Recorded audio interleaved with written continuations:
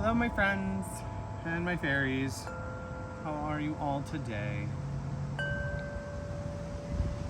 Wild and windy one here. I am excited for the day. I hope you can hear me through the wind. I'm going to try something a little new today and talk with you all a little bit more while I play on my crystal harp. Don't you just love this thing?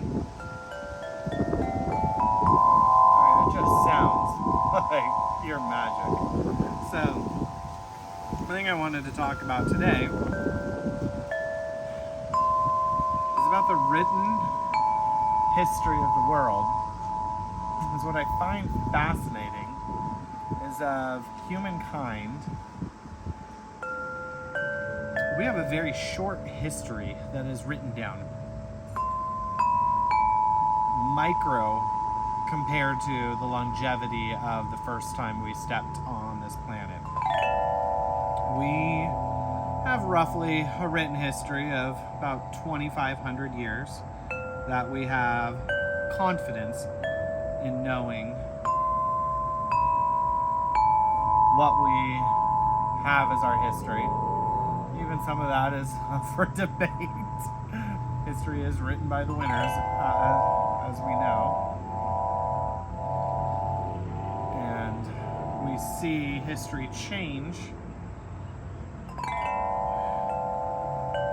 many times, but it's not quite what I want to talk about. What I want to talk about is what was history like before we wrote it down. And that history is musical. We sang it, we narrated it, we told it to our family in stories from generation to generation. We knew tunes, we knew lyrics, and even if the tunes changed and the lyrics warped, we still passed down this idea through these stories that we shared and we sang. And that's one of the things that draws me so much to the Druid way of life. Is Druidism is very much about those ancient paths that we used to walk, those ancient histories that we used to study, those things that we are told, no, they don't exist, because we don't know those songs, we don't know those stories, we don't have grandmothers telling us on our knees how we should grow the wheat. We now have a history told through social media, through media, through constant information. And we have missed and stepped away from that musicality of storytelling. And it's something that I've been super drawn to on my druidric path. Reconnecting with resonance, reconnecting with sound, reconnecting with these stories that have been forgotten. That I don't want to tell you to believe in reincarnation and past lives. That's your own journey. But there is something calling me to connect again with the musical notes of my history. My history as myself, my history of my past lives, my history as a half Celt blood, half Italian, my history through my ancestors, my history that I learned working on indigenous studies in my locality, that we have found that prior to written history, we had indigenous peoples throughout the world as possibly the best storytellers we have ever had. From the Chumash, who are indigenous to the land in which I call home, we have the story of the Rainbow Bridge and Hutash and the Isle of Limu. From the Druids, we have the stories of Caradwyn and Taliesin, and we have these ancient stories and these ancient songs that have existed far longer. I mean, an insane amount of time longer than we have had written word in our written history. And I know you have at some point in your life played a game of telephone or a variation of it where you have passed a story along and watched it change in just a room full of people. The idea tends to stay the same, but the words we use change.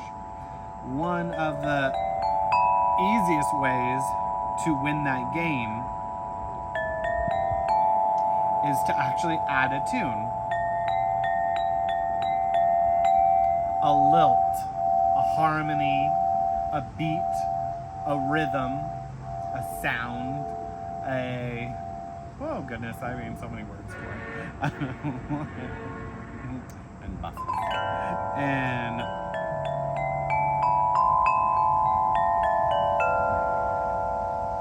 adding that beat breathes life into those stories.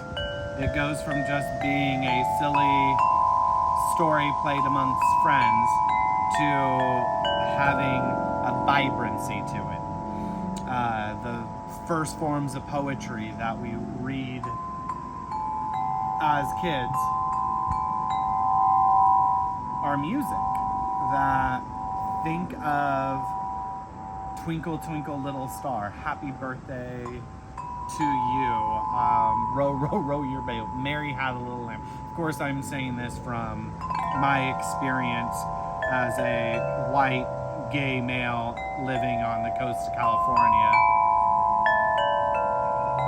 And that you may have other songs from your part of the world that you know, that you've known since you were a kid.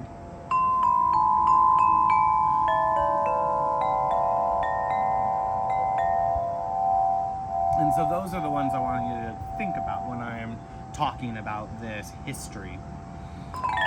Because the first storytellers have been forgotten. The first songs are unknown to us. The first chimes, the first gongs, the first whistles, the first hums, the first words, stanzas,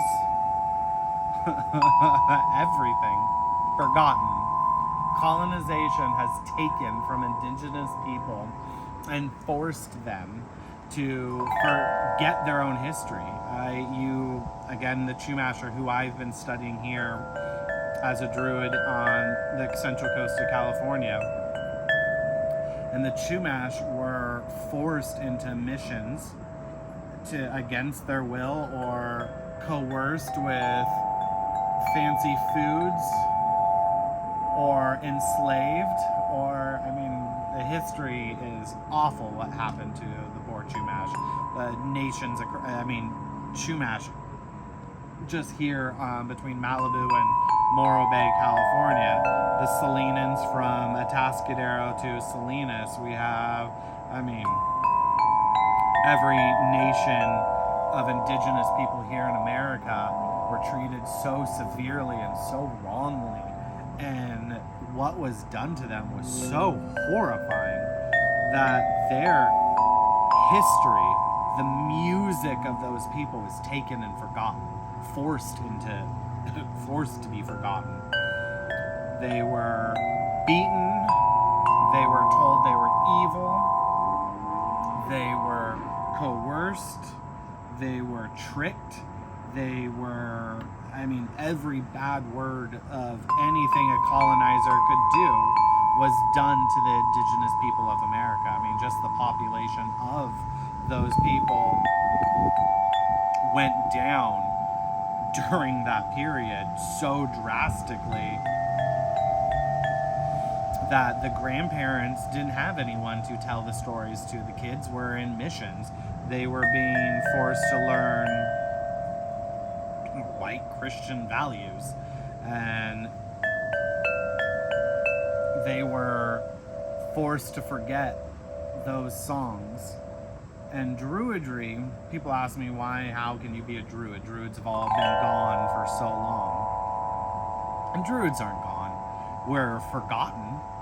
Just like the indigenous peoples of America, the Druids were erased when colonizers took over. The songs forgotten, the words forgotten. Grandparents no longer had kids or grandchildren to tell the stories to. It made me emotional talking about it. And how sad, how horrifyingly sad that we have forgotten how music was such an important part of our entire existence. So as I play my crystal harp, I try to remember that. I try to remember the tones, the notes, the joy. That these aren't the first times I played a C note, D, E, F, and I'm one of millions that have played a musical instrument. I'm one of countless that have come and gone before me. I just hope that my Druid ancestors are somehow smiling. That I may not know their songs, I may not know their stories, but that I try to connect with them. I try to appreciate where they come from. I try to empathize with their journey, their plight, and I am healed through it. That is why I find sound healing to be so important. And we see every culture take such an importance in sound. We have China with gongs and bells that have been built for longer than I even have an idea of. We have the original rattles of the Chumash Nation. We have harps built from animal hunting. We have flutes. We have amazing history from every culture. Has it. Every culture. You go to the Mayans, they have ancient instruments. You go to the Egyptians, they have ancient instruments. You go to the Druids, they have ancient instruments. So what instruments work with you? Work with sound healing. Work with growing. Work with aligning you with where you feel comfortable and confident to be. How do you pick? You don't. They all work. They're all beautiful. Me playing this crystal harp can be done similarly with someone playing a crystal bowl. I love this because it's portable. It changes as I move it. It's beautiful. And look at this thing. Can it go wrong with something this pretty? I don't think so. But As we are healed and we are called back to this musical history, this music, this sound, and we are healed. Are we healed in our bodies? Are we healed in our minds? Or are we healed in our spirits? And the answer is yes. All of the above! And how can it be all of the above? How can sound heal your body? Well, first and foremost, you listen to something pretty.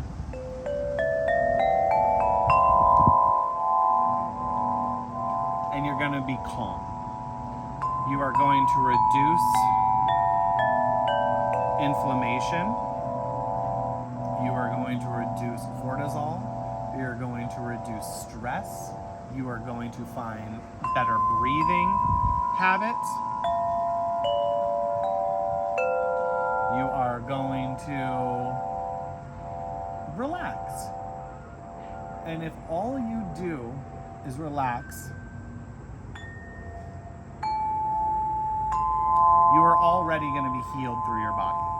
Just because that's something we are not conditioned to do. We are not conditioned to relax. We are not conditioned to heal. We are not conditioned to give ourselves the time. We are conditioned to go, go, go, go, go.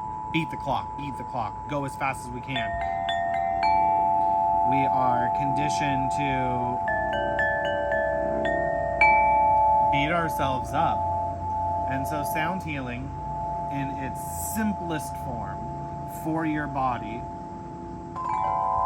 reduces the amount of pressure we put on it. The pressure of stress, the pressure of inflammation, the pressure of getting to get somewhere.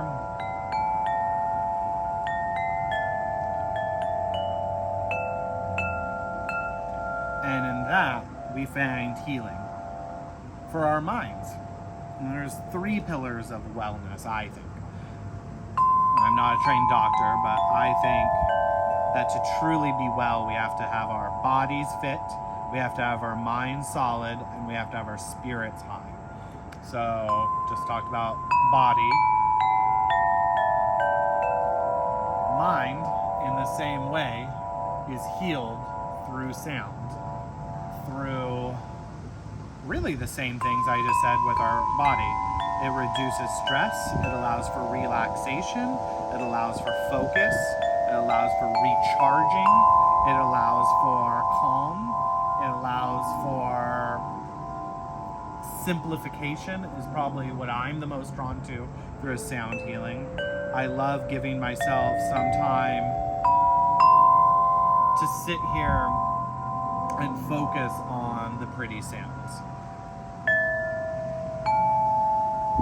To be able to hear those and allow the schedules of tomorrow, allow the tasks and obligations and schedules and stressors to just slip away for a little bit. They're still there, they'll come back. We are human after all. But during the time that I get to listen to this music, my mind goes quiet. I am given a reprieve. I am able to simplify my thoughts. And in those moments, I find healing. I find myself able to tackle my endeavors better. I find myself able to really start to recharge my mind. I find putting this music on while I'm being creative helps me push through blocks. I find that my mind quiets when I am overwhelmed, when I listen to good, simple, delightful music. And through that, we see that sound healing is effective at healing us and our minds.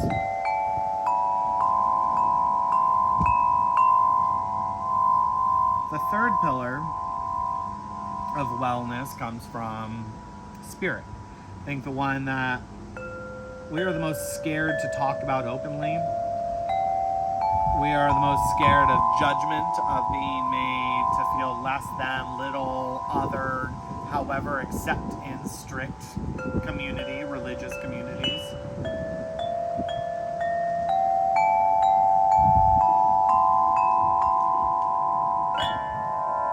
We only talk about spirit with our religious leaders, if at all. We mock others for their spiritualness. We don't understand it. We don't have faith in the same things. And we don't have to. Big shocker. We don't have to believe the same things. We don't have to have faith in the same things. We don't have to understand things. We all have shared and different perspectives. We have shared experiences, yet different perspectives is a better way to put that.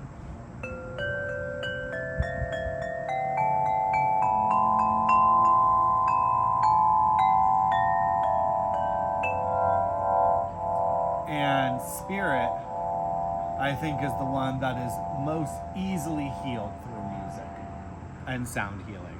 It is the one that I think you can take a spirit that just has an empty battery, and through sound healing you can recharge that battery. You can take and expand the stamina of a battery. You can learn how to better use your battery.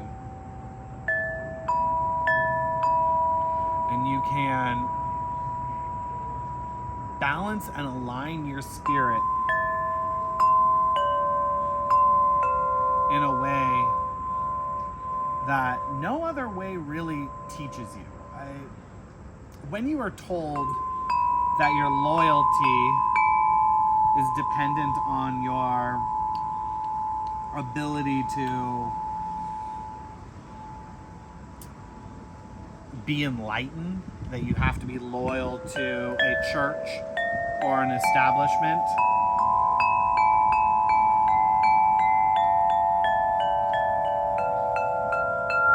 you are now tied down spiritually. Your spiritual self isn't yours, it is now theirs. And sound healing allows you to be the defining factor of your spirit. You are allowed in those moments where you are healed to only focus on your own spirit, your own loyalty. Hello, my little one. Hey, yos. Hey, yos. I know, you're so fun. You always find me when I'm doing twinkly stuff.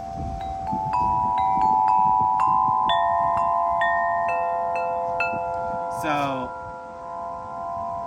your spirit shouldn't be governed by others. It shouldn't be loyal to another.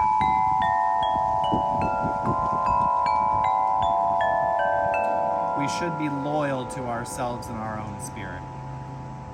And setting aside the time to do sound healing is giving yourself the loyalty to your own spirit, giving yourself the time to focus on your own healing, your own balance, your own synchronicity, your own intent, aligning. And that is one of the major reasons that I think everyone should try sound healing. I mean, have you been there where you've broken up with someone and you're so devastated and you can only listen to that one song on repeat? Did you not find yourself healed listening to that song? Did you not find support in that song? Or what? Did you find nothing, and you just like that song. I think you found some support in that song, in those moments, in those words. And when we think about it from a historical vantage point, that for roughly 70,000 years, our entire history was nothing but songs and tunes passed down for thousands of years. And for 2,000 years, we have our now written history. 70,000 years of musical history versus 2,000 of written history. Which even our written history is nothing but poetry. Read the Bible and tell me that that's not one long poem. The Quran. Every religious text. It's nothing but wonderful poetry. Just missing the music. The song. So as I connect with my druid self, my past lives, my experiences, as I balance my spirit, my body, and my mind, I find musical healing helps. It is a fundamental part of my journey. It is a fundamental part of what I want to bring out into the world. I'm drawn to beautiful crystals because look at this. I mean, just, it's so pretty. Sounds like alien goddesses dancing in my ears. I can find nothing wrong. I am not musically trained. I took piano lessons. Yeah, everything I do is just so beautiful, and the intent of it is just so glorious. So, as you listen to your favorite song next time, or you go through a next trials and tribulations of life, and you find yourself relaxing to a song, think of sound healing. Think of how those notes course through your blood. And let me know. How has sound helped you? How has it been a part of your story? So thank you. All my fairies, all my loved ones, all my cherished companions of this planet. We are on a journey together, and I am so happy that you joined me today in listening to this video. If you'd like to follow me, find me at the Fae Saint on Instagram and Blue Sky. And like and subscribe, comment and talk to me. I'd love to have a conversation with you.